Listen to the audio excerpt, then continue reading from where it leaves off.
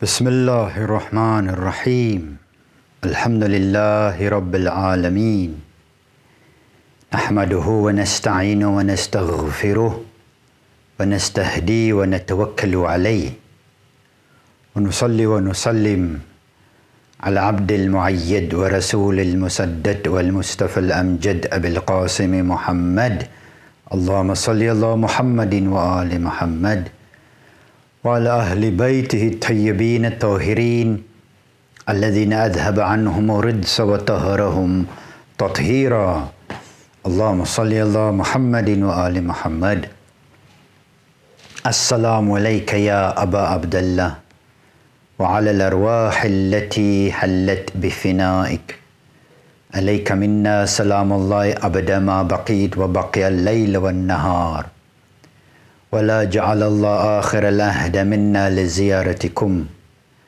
السلام على الحسين وعلى علي بن الحسين وعلى أولاد الحسين وعلى أصحاب الحسين جميعا ورحمة الله وبركاته. These are the days of Ashura. وَذَكِّرْهُمْ بِأَيَّامِ اللَّهِ, and remind them of the days of Allah. For indeed in those days there is ibrah, there is lessons to take, lessons to benefit, lessons that would improve our lives on condition should we act upon it. Lessons that's going to free us and release us from the shackles which we have created for ourselves. Indeed, in Madrasatil Karbala'iyyah, in Madrasatil Ashuraiyyah, in Madrasatil Muharramiyyah, this school, there's everything in it. Everything that we need is in the movement of Imam Hussein salamullah alayhi. Let us look at what Quran says. Allah says in Quran, in Surah Al Imran, ayah 133, where Allah says, A'udhu billah minash shaitanir rajim, Bismillahir Rahmanir Rahim, وَسَارِعُوا إِلَى مَغْفِرَةٍ مِّن رَبِّكُمْ وَجَنَّاتٍ عَرْضُهَا السَّمَوَاتُ وَالْأَرْضُ أُعِدَّتْ لِلْمُتَّقِينَ.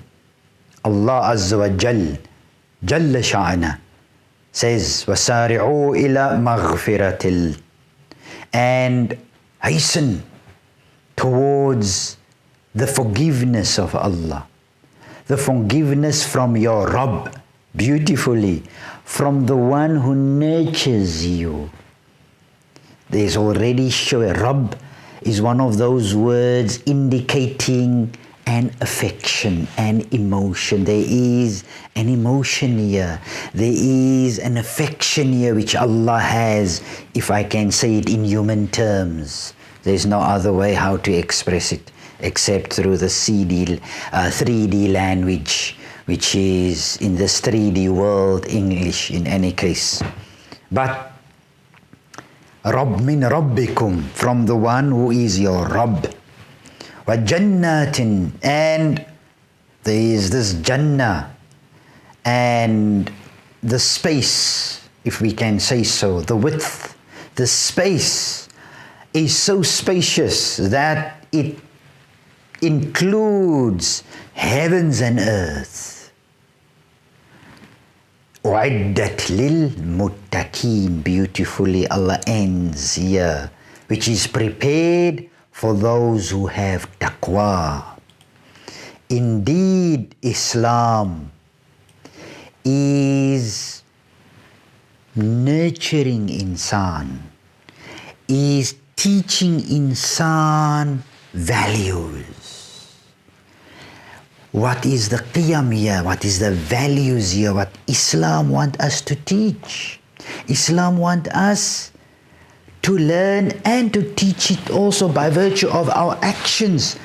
Teach through your action. less by words but through action. And in so doing, Islam wants us to ascend on the ladder of excellence, of sublimity, of becoming, though being human, but becoming divine, if we can say so. Not to become an earthling, not to become a dunyawi, not to be like an animal, but to have those angelic qualities. And may Allah make us successful in this regard. Indeed,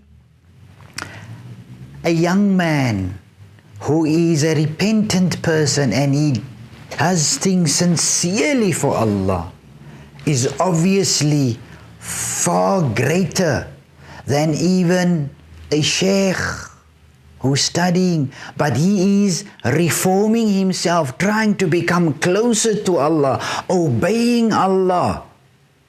Not that a sheikh is not, but we say it in the sense of Allah don't look at status or position. No. What matters in front of Allah, in Allah's sight, is sincerity, devotion. And that can be birthed by anyone. Anyone can have sincerity and devotion, regardless of position, regardless of status, regardless of even your genealogy or your background. This is not important for Islam and for Allah Azza wa Jalla Sha'na. Therefore, this ayatin karima is encouraging mu'mineen, believers, to come and compete with each other, not for resources, not for lack of this and lack of that, and now they're competing almost like animals in the wild. They're fighting over resources. No, not like that. Sari'u, compete for the maghfirah, for the forgiveness and the mercy of Allah. What can I do, sincerely speaking, to earn the forgiveness of Allah, to earn the mercy of Allah? And we cannot fool Allah, by the way. Allah is not fooled by anyone. So let us look at this ayatin karima, this beautiful ayah where Allah says about compete. And this is synonymous to another two ayahs in the Holy Quran that has the same siyak, the same context. And that is where Allah says, Bismillah ar-Rahman ar-Rahim, وَسَابِقُونَ السَّابِقُونَ أُولَٰئِكَ الْمُقَرَّبُونَ. And be foremost with each other. Compete here with each other. Compete not out of jealousy. No, a'udhu billah. But this person, he did something good, and let that be an encouragement, a motivation. And you see the good, that let him also motivate you, him or her, motivate you so that you also start doing good. And if even better, not with a sense, with the intention to degrade what he did, because Allah sees the intention. إِنَّمَا أَعْمَالْ بِنِيَّاتٍ, that indeed your work and your deeds will be weighed according to your intention behind that action. So not that let us compete with each other with regard to doing good and be foremost there. Sabiqun, be foremost there. Be the first one. When that is being, there is an opportunity to do good, you in the first saf, in the first front line of hastening, sari'u, hastening ila maghfiratillah, to the maghfirah of Allah. That means what we should do to earn the pleasure of Allah Azza wa Jal Jalla Sha'na. This also is synonymous to another ayah where Allah says, إِنَّهُمْ كَانُوا يُسَارِعُونَ فِي الْخَيْرَاتِ, as Allah says in Surah Al-Anbiya, that they are the ones يُسَارِعُونَ, they are hastening with each other, they are competing with each other, they foremost with each other, ifil khairat, in doing good. One of the sifa, one of the attributes of a believer is this: we compete with each other, not competing in jealousy, a'udhu billah, not competing in want to degrade someone else, a'udhu billah, not competing with ajab because you want to be better, because you consider someone else less, not a'udhu billah, not that. Competing, you see somebody is doing good and that encourages you, that motivates you, that you also going to start doing something. You also, if not even better, you also going to try to compete in a positive manner, not in a negative manner, with the mu'mineen, with the believer. And this is the theme here. سابقوا إلى مغفرة من ربكم. سارعوا, and we want to stress here that Allah says infinite mercy, infinite maghfirah. Allah did not say al-maghfirah, ilal-maghfirah. No. Allah said here, nakira, maghfiratin. It is infinite. Beautiful how Allah is describing the mu'mineen. So indeed, a mu'min should not allow that when an opportunity arises, that opportunity should pass by him. And this is what we want to emphasize in the small installment. إجلالا حبا للحسين سلام الله عليه, for the love of Imam Hussein, and we present this small tadhkira, this small remembrance to Rasulullah sallallahu alayhi wa sallam, somehow to console the heart of Rasulullah sallallahu alayhi wa sallam. Because what did we do to remind each other about وَذَكِّرْهُمْ بِأَيَّامِ اللَّهِ? And at least if we have nothing to present on the day of Qiyamah, but at least we have remembered وَذَكِّرْهُمْ بِأَيَّامِ اللَّهِ. We have remembered Imam Hussein, and the Holy Prophet listened. Holy Prophet is there.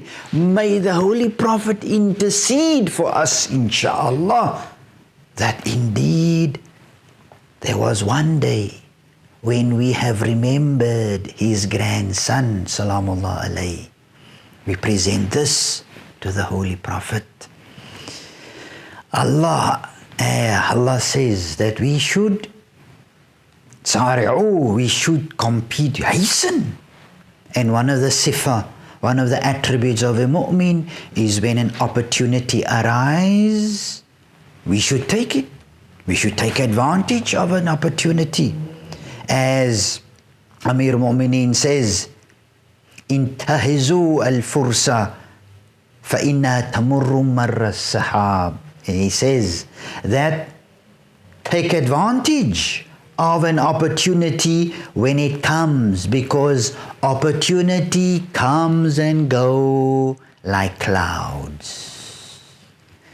Let us take note, or as we have, where Allah says about some of those people who did not take note and they were neglectful when they had to meet a challenge, where they had to take opportunity. أن تقول نفس يا حسرتي على ما فطرت في جنات في جنات الله, where he says that a nafs will say, a person will say, Ya hasrati, oh woe to me, I've lost out now when I was neglectful, ifrat wa tafrit, I was neglectful. So, yes, fi jambillah. So let us look at how we can take advantage of an opportunity when it arises. Some of the mufassirin, they said that in this ayah there is a kalam, there is some sayings that is mahdhuf, that is not said, but it is part of the understanding, but it wasn't written, it's not in written form. For example, we have this in English, where we have, for example, where we say Ahmad is in the lounge. Now, is not actually a verb that indicates on doing. Is a verb indicating on state of being. But when I ask where's Ahmad, maybe the answer would be Ahmad is in the lounge. But that is not actually correct. What is understood, what is not written, but we understand it, Ahmad is present in the kitchen, or Ahmad exists in the kitchen. This is the kalam al-mahfuz. This is the words, the understanding, the sayings that is not said, but it's understood in the culture, in the context of the language. The same here. There are certain words in this ayah where Allah says, وَسَارِعُوا إِلَى مَغْفِرَةٍ, and sari'u ila maghfiratin min rabbikum, and hasten towards the maghfirah, towards forgiveness of your Lord, where they said that it's supposed, it also reads like this, the kalam al-mahfuz, the kalam, the sayings that is not said in this verse, it should say approximately like these words. وَسَارِعُوا إِلَى مَا يُوجِبُ الْمَغْفِرَةَ مِنْ رَبِّكُمْ, and hasten towards what is incumbent upon you to earn the maghfirah of Allah. Yeah, what is incumbent upon you. There is no actual hujub, no actual compulsory, because you're not actually committing a sin, but you are, if you don't do it, as we say in English, you lose big time. You lose big time. So this is actually what is meant. And sometimes what is important, what we have to do, is sometimes to do the ada al-fara'id, to do those acts which is compulsory, like salah, in the beginning of its waqt, the beginning of its prescribed time, and without any reason, not delay it and wait until later on, and then you want to go and perform salah because you had the opportunity, there was no obstacle, etc. But for somehow you were just procrastinating unjustifiably. And this is an issue. We had to do things on its time, or sometimes ikhlas, sometimes sincerity, or hijrah even. We spoke about hijrah, when hijrah is necessary. We've mentioned this in the previous lessons. Or even jihad, when we will have to defend our honor, our dignity, defend Islam, defend Muslimin, but we don't. In this case, these are all the aspects which they might be hujub, where they might be highly recommended, if not on certain occasions where it is obligatory. Now, why do we say this? In the harakah of Imam Hussein, in the Nahdatul Imam Hussein, in the movement and revolution of Imam Hussein, you will find even this that happened, where there were those, when the call was made to come and assist Imam Hussein, they didn't. They were busy with other things. And then there were those when the call was made, هَلْ مِن نَاصِرٍ يَنْصُرُنِي, when the call was made to come and assist and help Imam Hussein, and they were there. They were foremost on the front line. So let us look at some of these personalities in history where there were those where the call was made and they lahiqu, and they have joined Imam Hussein.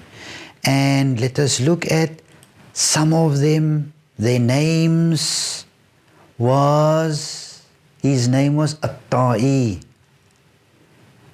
He met Imam Hussein on the way, and it was that he had to come and help Imam Hussein. And there were lots of incidences and companions at the time who had the opportunity, and we obviously can't mention all of them now. We're just going to mention one or two, and then that would then suffice. And then 𝗦𝗨𝗣𝗣𝗢 had to come and assist. And on the day of Ashura, he was there. By the way, very sincere Sahabi as well, companion as well. And then he asked from Imam Hussein permission if he can just go attend to his family, because he had to go, before he go now with Imam Hussein, he needed to go and buy some food, etc., so that his family so that he has peace of mind that his family is okay. And then he will again come and join Imam Hussein. Imam Hussein didn't do anything. Bismillah, no problem. On the day of Ashura, he left for his family, and later on he came back and the news reached him that Imam Hussein was killed. 𝗦𝗨𝗣𝗣𝗢𝗥𝗧, ya 𝗦𝗨. Oh, missed the opportunity to be a shaheed of Karbala. سارعوا إلى مغفرة من ربكم. What worth was that food that he had to go buy for his family? And look at his family. He provided for his family, well and good, yes. The grandson of the Holy Prophet died hungry and thirsty. What value! Imagine, you were there. You said you're going to help, but then for us, it was a slip of a moment where he left, and then he came back few hours later. Few hours later, Imam Hussein was killed. Compare this to Zuhair bin Qayn. Beautifully. When he wanted to help Imam Hussein and he wanted to join Imam Hussein, what did he do? He sold all his possessions. He divorced his wives. He left dunya completely, left everything, and joined Imam Hussein and he became a shaheed. What beautiful example is that? And there are so many Sahabis which we're not going to mention now. We just gave you one or two to show you the two opposite sides. They didn't do anything wrong. He was well respected and he was honorable as well. But he wanted first to go attend to his family, while the family of the Holy Prophet was butchered. They died of thirst. How does such a person feel when you had to take the opportunity?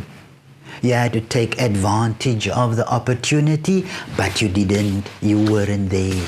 You didn't do. Somehow there is, and I like the way this ayah is saying, this ayah is saying about, this ayah is using the word fatart.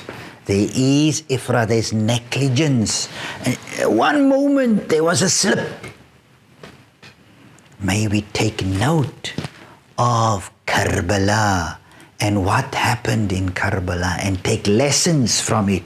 فَأَعْتَبِرُوا يَا أُولِي الْأَلْبَابِ. Take note, those of you who can see, those of you who can take lessons from this, and let us bring it into our own lives. And as we've said now the other day also, Ashura, Muharram is a mawsim, is a season of becoming al-afdal, becoming better. We learn so many values, and let those values be transferred into our veins so that we can become better and better by the day, inshallah, and steadfast on the path of Allah. 𝗧𝗦𝗥𝗡𝗦𝗦. And may Allah make our feet strong, firm, cement our feet on Islam, inshaAllah. Let us look at Karbala. 𝗧𝗨𝗥𝗡𝗦𝗦𝗕𝗓 ya Aba Abdullah. And let us mention here one, and his name is John. Islam do not have racism. The racism is a foreign concept in Islam. Foreign concept. And he served, his name is John. He served Amir al-Mu'mineen. He served, I want to say served. Though he was historically written as a slave, but he was more free in the house of Ahlul Bayt. He never even wanted to leave Amir al-Mu'mineen. Never wanted to leave even Imam Hassan. They all set him free. Even Imam Hussein, when he asked his companions to put down, extinguish the fire, so whoever want to leave, they may leave, because Yazid wants me. He don't want any of you. He wants me. They had the opportunity to go, but one of them, and salam on all of them who stood with Imam Hussein, and especially for this small installment, we would like to pay tribute to John. He stood with Imam Hussein.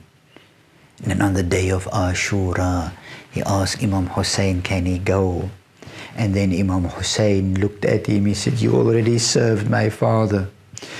Then you already served my brother and you're serving me. I have nothing. I can't ask anything from you anymore.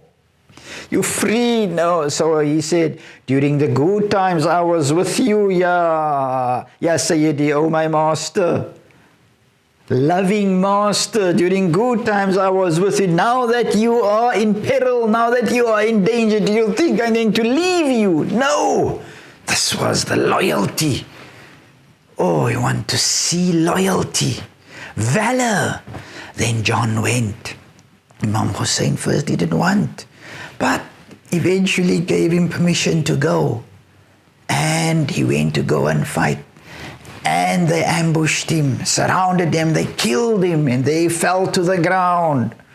And here Imam Hussein ran to John to go and help John. And Imam Hussein looked at his body, Inna lillahi wa inna ilayhi raji'un, indeed.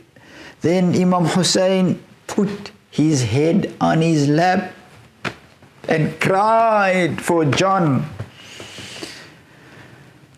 This is how Ahlul Bayt, salamullah alayhim, all of them treated humanity. 𝗧𝗨𝗥𝗡𝗦𝗦𝗕𝗓 ya Aba Abdullah.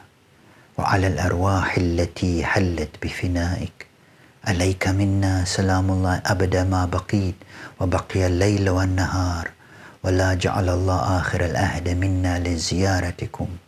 السلام على الحسين وعلى علي بن الحسين وعلى أولاد الحسين وعلى أصحاب الحسين جميعا ورحمة الله وبركاته.